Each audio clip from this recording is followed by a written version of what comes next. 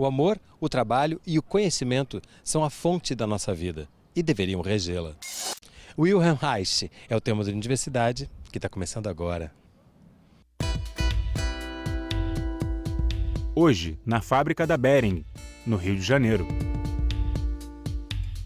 Para começar a conhecer a vasta obra de Wilhelm Reich, será que é importante a gente lembrar de uma outra figura fundamental quando se pensa em psicanálise, chamada Sigmund Freud? Sim, certamente. Os dois encontraram, eles eram contemporâneos, né? Em 1919, ele encontra pela primeira vez o Freud, tem uma impressão profunda do Freud, né? Ele fala da movimentação das mãos do Freud e da energia que o Freud tinha, e se interessa muito porque ele estava na faculdade de medicina e se interessa pela sexualidade.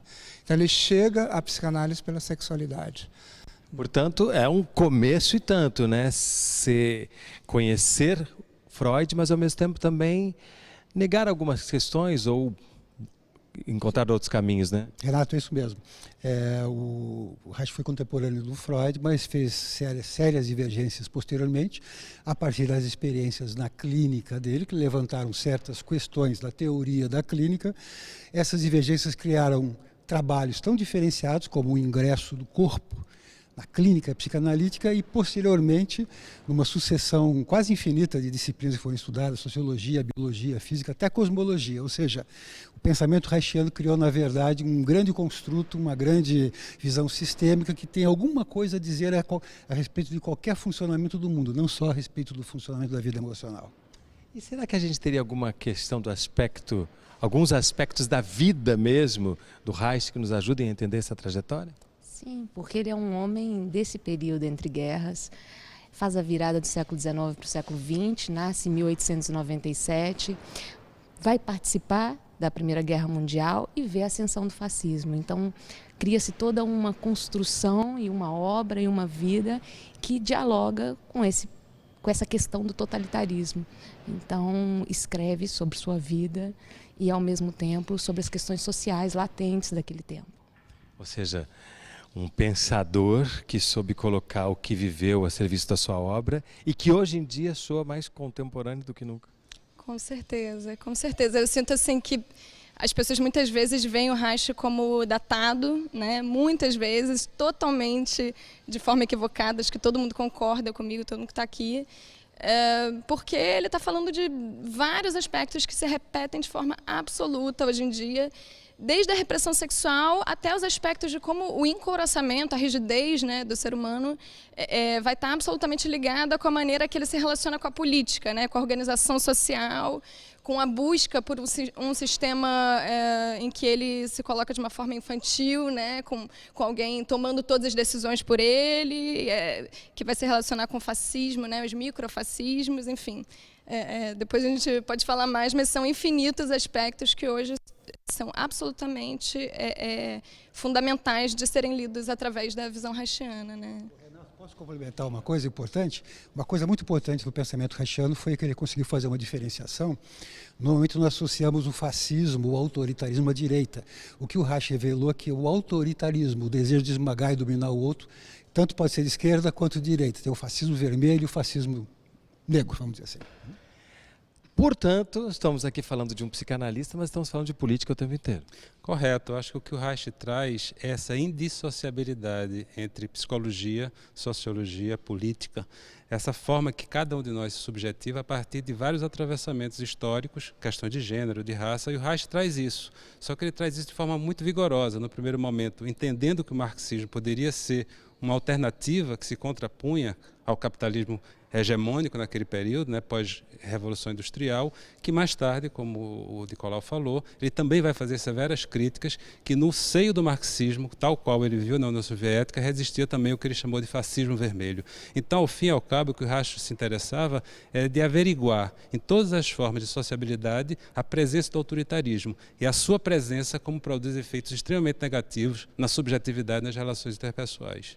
E aí, então, a gente volta para o corpo, né? Porque ele, quando trabalhava como psicanálise, né, ele começou a desenvolver uma técnica que chamava análise do caráter. né? Então ele começava a olhar muito mais como o sujeito falava as coisas do que o conteúdo exato da fala, né? E quando ele começa a dar ênfase a esse como o cara se expressa, como ele fala, como ele faz o gesto, como ele se move, né? E ele começa então a passar gradativamente de um olhar, né, para o sujeito para um olhar para o corpo do sujeito também, né? E dava o nome disso de análise do caráter. Análise do caráter, porque havia uma construção de um jeitão pessoal da pessoa e de uma série de defesas que iam se articulando numa totalidade, funcionavam como uma totalidade. Para ele, não existia um sintoma isolado. Todo sintoma se referia a um sujeito como uma totalidade, né? E a partir daí ele começa a trabalhar e a tocar esse corpo. Porque se esse corpo se expressava, né, ele também tinha toda uma expressão muscular que se contraía e que faziam que certos hábitos e certas maneiras de estar no mundo fossem repetidas e fossem mecânicas, né? E ele desfazia isso para que os afetos viessem e o sujeito pudesse fluir como uma totalidade. Eu acho só interessante voltar à questão do caráter, né? Porque normalmente a gente se refere a caráter como algo ético, moral, né? Falando de tal mau caráter, né? Mas no caso do Reich, a análise do caráter é de uma estrutura caracteriológica que nos produz a partir do nosso encontro com o social, inicialmente a partir da família.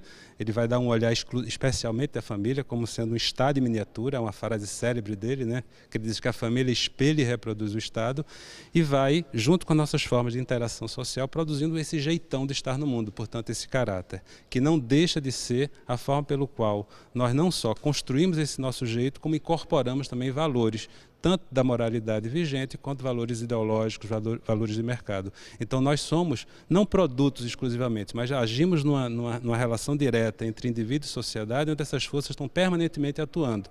E o olhar que ele deu, portanto, é essa indissociabilidade de produzir uma clínica que também tivesse esse atravessamento social, que, portanto, nosso caráter fosse um fenômeno também social e político.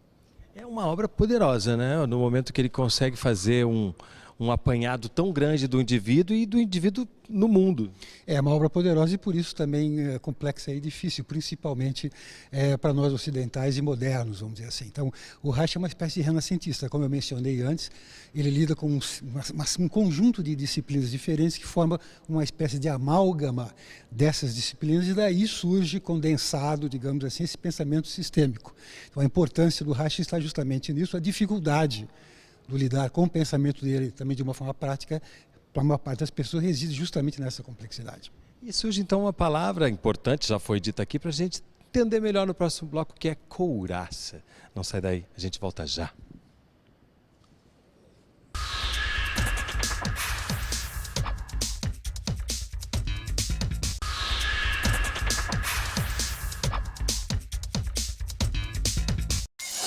O Universidade está de volta na Fábrica Bering, no Rio de Janeiro, falando sobre Wilhelm Reich. Ju, no bloco anterior você nos contou algo do momento histórico que ele vivia, mas existe algo da vida pessoal dele que também seja importante a gente saber, até para entender como que algumas coisas reverberaram depois na sua obra? Ele mesmo teve essa preocupação, né? O Reich, ele constrói uma narrativa autobiográfica. E depois, em 1954, ele concede uma entrevista em que ele retoma questões da história de vida dele. Então temos essas duas grandes fontes, a própria produção dele e, obviamente, a obra dele, em que a gente tem uma série de questões da história de vida.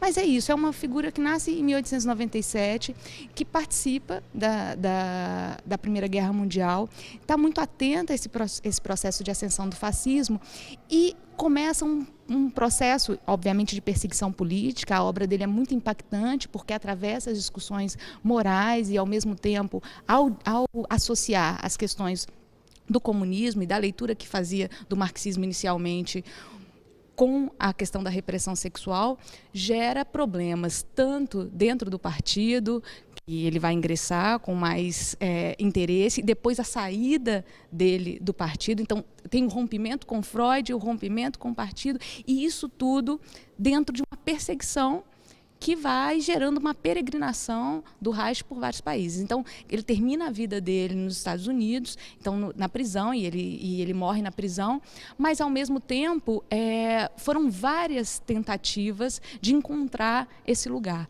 né? Então, a questão para ele dos fascismos, dos autoritarismos, é absolutamente recorrente. Na história de vida dele, em especial na infância, a morte, o suicídio da mãe, dentro de uma questão que é muito sensível, que é de uma traição, e ele, ainda na infância, gera um impacto que eu considero significativo e que ele coloca como significativo na narrativa autobiográfica dele, como algo que impulsiona essa escrita sobre o autoritarismo e esse questionamento que faz tanto a uma burguesia liberal e nas discussões que se coloca sobre a própria psicanálise, e depois todo o questionamento dele do Partido Comunista e a forma e as leituras que ele faz do marxismo depois e os ressentimentos possíveis. Então, são muitas histórias que ele mesmo conta e que ele mesmo vai ressignificando. E que traz essa noção de microfascismos que a gente pode introjetar? Sim, eu acho que a atualidade do pensamento do Reich é justamente essa, fazer com que a gente possa criar uma dobra sobre si mesmo e reconhecer que o autoritarismo não está fora, também está em nós, está nas nossas práticas de vida, nas nossas sociabilidades. Se o autoritarismo ele age sobre nós, produzindo somatizações, né, tensões, produção de caráter, ele também atua de nós para com os outros, reproduzindo essas práticas de poder. A atualidade do seu pensamento, portanto, é reconhecer que a emergência do fascismo ele não se situa fora, mas se situa dentro de nós, ao lado de nós, nas nossas próprias práticas de micropolítica, no nosso cotidiano, portanto. E aí a gente deixou uma palavra no final do bloco anterior para aprofundar aqui, que são couraças. O que essa palavra tem a ver com isso que a gente começou a falar aqui? É uma longa história, mas se fôssemos usar uma linguagem psicanalítica, né, couraça seria uma espécie de sinônimo de defesa, das defesas psíquicas que são inconscientes. Mas a couraça é uma espécie de contrapartida somática da defesa psíquica. A couraça é uma espécie de enrijecimento somático que tem como função deter certos impulsos que foram recalcados geralmente na infância e estão vigiados pelo superego. Na medida que esses impulsos ameaçam surgir à consciência, isso remete a um fenômeno muito contemporâneo. Nós acabamos de sair das eleições agora, estamos vendo violência por toda parte, e esse olhar ainda não foi lançado sobre isso, que é aquilo que ameaça, é uma espécie de transposição que a gente pode fazer da psicologia individual para a psicologia de massa, saindo da antropologia, saindo da etologia, e vendo como aquilo que ameaça a sanidade do indivíduo, aquilo que é vivido como ameaça, pode ser transposto para a sociedade e ver, da mesma maneira que o indivíduo ameaçado ataca a si mesmo ou ataca o outro que ameaça, na sociedade está acontecendo a mesma coisa. Ou seja, as radicalizações têm como base especialmente o fato das identidades das pessoas, as identidades culturais, grupais, estarem sendo ameaçadas e provocando ataques através dessa intolerância. E existe um moralismo também, um conservadorismo contemporâneo que vem servindo de base para essas violências. Isso também já estava presente na visão que o Reich tinha do mundo, né? Com certeza, com certeza. E acho que justamente muita gente acha que isso hoje em dia não se dá da mesma maneira, quando se dá muitas vezes de maneira absolutamente igual e muitas vezes de maneira sutilmente diferente. O que isso quer dizer, né? Quer dizer que, teoricamente, hoje em dia não existe... muitas pessoas têm uma visão muito mais aberta, muito mais liberta sobre sexualidade, sobre homossexualidade também, sobre várias questões. Porém, o que o Reich fala é que a gente não transforma a nossa couraça só com discurso. A gente tem que transformar isso... a gente tem no nosso corpo um patriarcado de 6.000 anos, ele fala assim, né, grosso modo. Então, a gente carrega no nosso corpo um patriarcado de 6.000 anos que não vai se romper de um século para o outro pelo discurso se modificar. E sim, ele precisa de muito trabalho aí de cada um sobre si para modificar essas couraças e, portanto, esse autoritarismo também que está incrustado na gente, né? E precisa de muito trabalho de cada um consigo mesmo e social, né? Muito trabalho social para a gente conseguir prevenir a neurose e desfazer essa couraça social e individual que está aí, né? Nós estamos em 2018 vivendo essa avalanche toda da onda conservadora e essa questão social acaba sendo absolutamente latente para que a gente lide E nós estamos, de alguma forma, nas comemorações de 68, e a obra do Reich, ela é repensada e redimensionada em 68, como um grande movimento, dentro de um grande movimento contracultural. Então, de alguma forma, eu acho que é muito significativo nós estarmos aqui hoje, nessa semana, em que todos estão aí, de alguma forma, apreensivos ou observando, ou percebendo de que forma, depois de um processo eleitoral, nós vamos lidar, não é, com um governo que se diz e que se coloca como conservador, discutindo Reich, que de alguma forma coloca para a gente todas as questões dos nossos autoritarismos, as nossas questões sociais, e uma vontade, um desejo imenso de recuperar aquela leitura do Reich de 1968. Não é? Ou seja, o legado da morte dele, da obra, de todas as contradições possíveis, mas a força dessa obra que gera as discussões sobre revolução sexual e tudo isso. Então, eu acho que estamos num momento muito significativo para falar do Reich. E um momento importante também de entender como é que o nosso corpo precisa ser trabalhado para que a gente entenda os nossos fascismos, democracias internos e possa ser mais feliz no próximo bloco. Mas antes, se liga nessa dica. O Instituto de Formação e Pesquisa Wilhelm Reich tem como proposta a formação de analistas com base no pensamento e na teoria clínica de Wilhelm Reich. Acesse o site.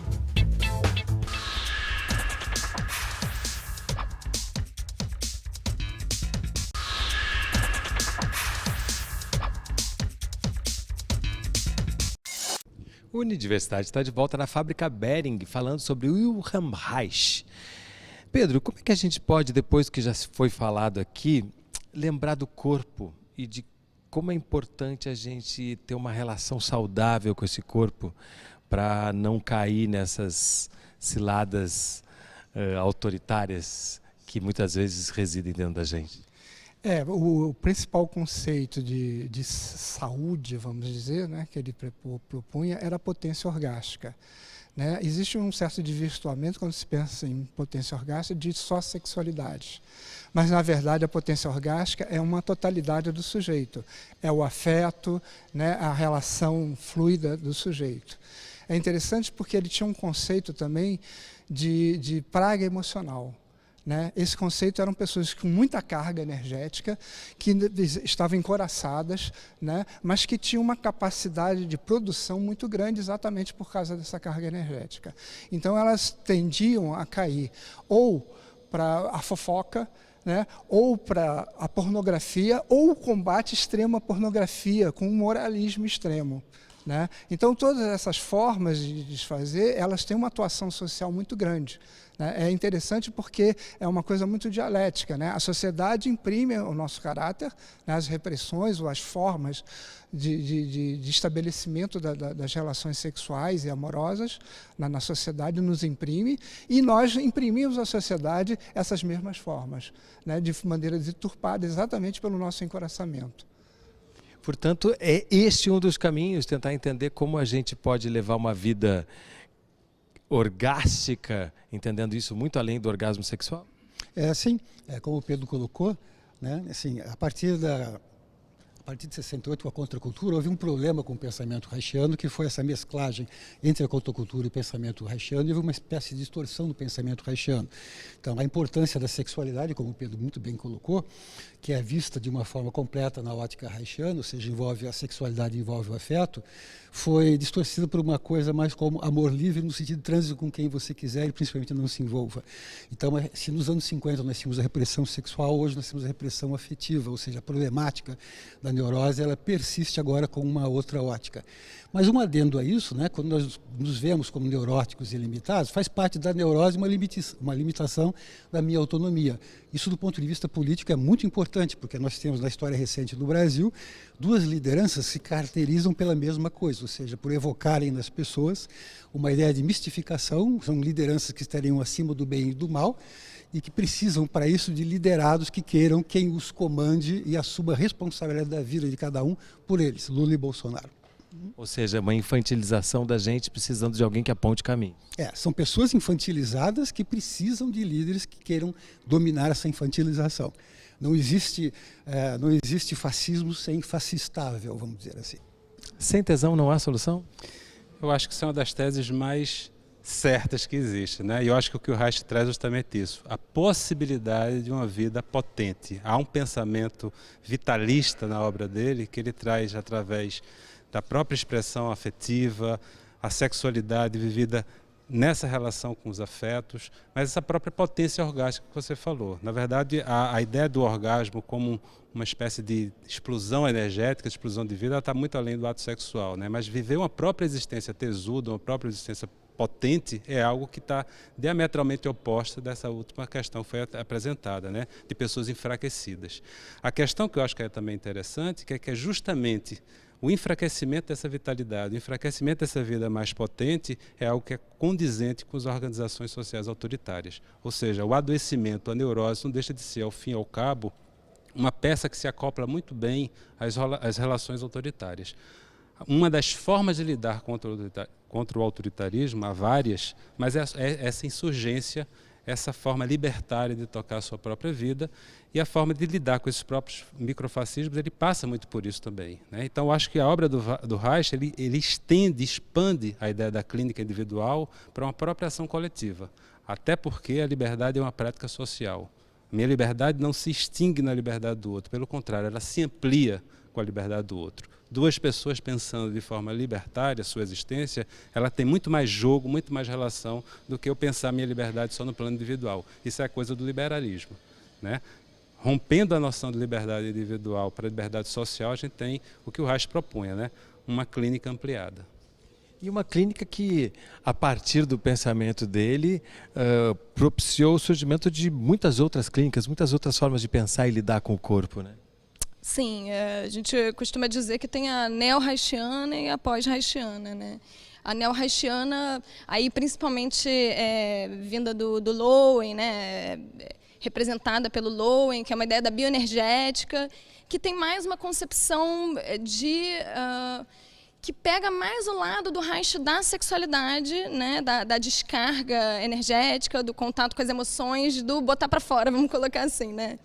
Que também é uma das terapias mais conhecidas do Reich, e tem as que a gente pode chamar de pós-reichianas, que tentam respeitar o pensamento do Reich como um todo, como compreendendo que esse pensamento tem um todo que não pode ser fragmentado e que, portanto, sexualidade, energia e política têm que estar sempre pensadas juntas, sempre sendo pensadas juntas, né? Que eu acho que é o que até foi falado aqui, a questão da interdisciplinaridade do Reich, que é um tema tão difícil hoje em dia, né? Para as pessoas conseguirem raciocinar de forma interdisciplinar. Isso é uma questão que as pessoas vêm colocando muito na universidade, né, na academia, e o Reich já naquela época trabalhava muito essa questão de como a nossa mente também é enrijecida, né, nossa forma de conhecimento também é enrijecida, e por isso que a gente tem muita dificuldade de compreender as coisas como um todo. Por isso, assim, quando ele falava de pulsação orgástica, ele estava falando que essa pulsação é igual a de uma ameba, é igual a de uma estrela.